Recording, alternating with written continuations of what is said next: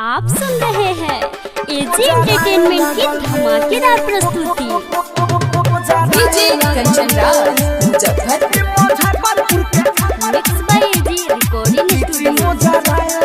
जयते में चढ़ बाटे पर जवानिया पता नहीं डाले कौन जरावा में पनिया है, जरावा में पनिया है, जरावा में पनिया है। जयते में चढ़ बावे पर जवानिया पता नहीं डाले कौन जरावा में पनिया। छोटी चाके से गाता रहे लागल रे होय मुजफ्फरपुर के लीची मोजा रहे लागल रे, हम मुजफ्फरपुर के लीची मोजा रहे लागल रे, ई मुजफ्फरपुर के लीची मोजा रहे लागल रे।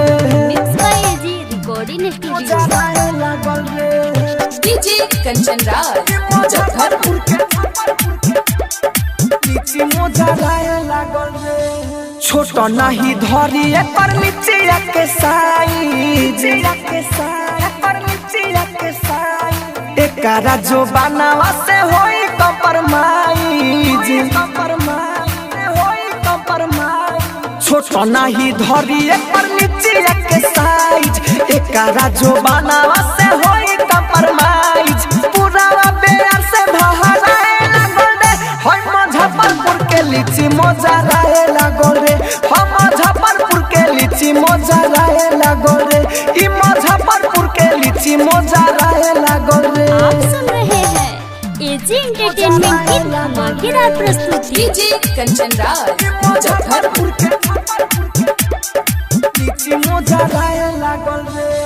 ओठा बाटे लाल एकर लीची होई लाल रे, होई लाल रे, लीची होई लाल रे। राहु राजधानी अमित छोड़ी नहीं माल रे, छोड़ी नहीं माल रे, छोड़ी नहीं माल रे। ओठा बाटे लाल एकर लीची होई लाल रे, राइटर अरबिया नहीं छोड़ी माल रे।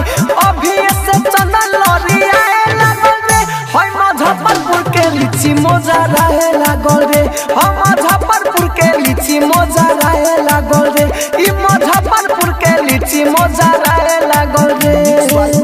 एजी रिकॉर्डिंग स्टूडियो रोशनपुर सपहा।